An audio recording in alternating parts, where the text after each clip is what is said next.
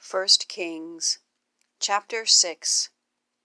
And it came to pass in the 408th year after the children of Israel were come out of the land of Egypt, in the 4th year of Solomon's reign over Israel, in the month of Ziph, which is the 2nd month, that he began to build the house of the Lord.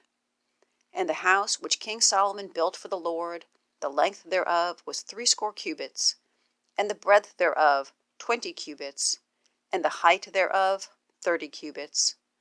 And the porch before the temple of the house, 20 cubits was the length thereof, according to the breadth of the house, and 10 cubits was the breadth thereof before the house.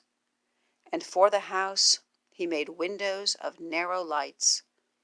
And against the wall of the house he built chambers round about, against the walls of the house round about, both of the temple and of the oracle, and he made chambers round about. The nethermost chamber was 5 cubits broad, and the middle was 6 cubits broad, and the third was 7 cubits broad. For without, in the wall of the house, he made narrowed rests round about, that the beams should not be fastened in the walls of the house. And the house, when it was in building, was built of stone made ready before it was brought thither, so that there was neither hammer nor axe nor any tool of iron heard in the house while it was in building. The door for the middle chamber was in the right side of the house, and they went up with winding stairs into the middle chamber, and out of the middle into the third. So he built the house and finished it, and covered the house with beams and boards of cedar. And then he built chambers against all the house, 5 cubits high, and they rested on the house with timber of cedar. And the word of the Lord came to Solomon, saying, Concerning this house which thou art in building, if thou wilt walk in my statutes, and execute my judgments, and keep all my commandments to walk in them, then I will perform my word with thee, which I spake unto David thy father. And I will dwell among the children of Israel, and will not forsake my people Israel. So Solomon built the house and finished it.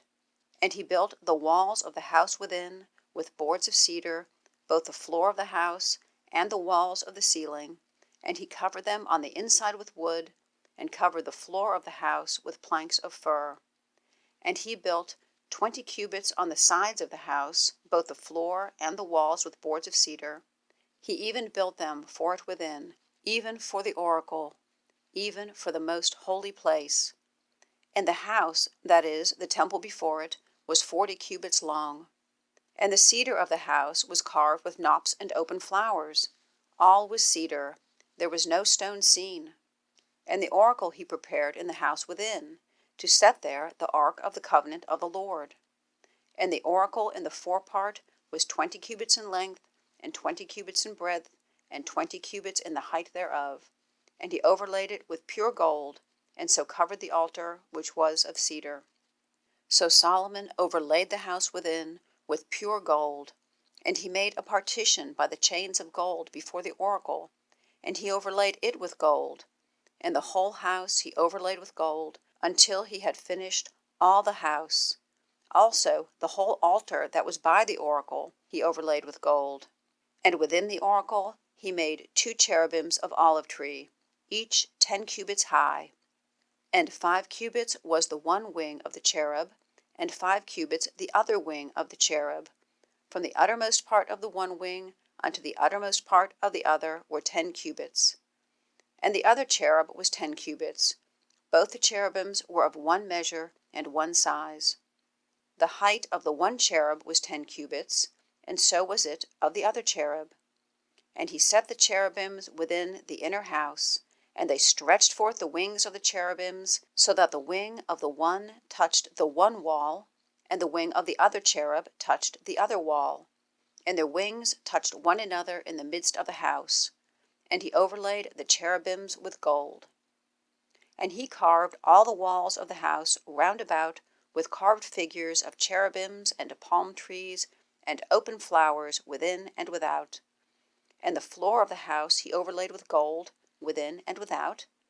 And for the entering of the oracle he made doors of olive tree. The lintel and side posts were a 5th part of the wall.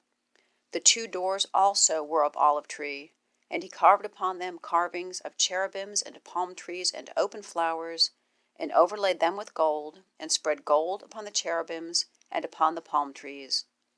So also he made for the door of the temple posts of olive tree, a 4th part of the wall. And the 2 doors were of fir tree. The 2 leaves of the one door were folding, and the 2 leaves of the other door were folding.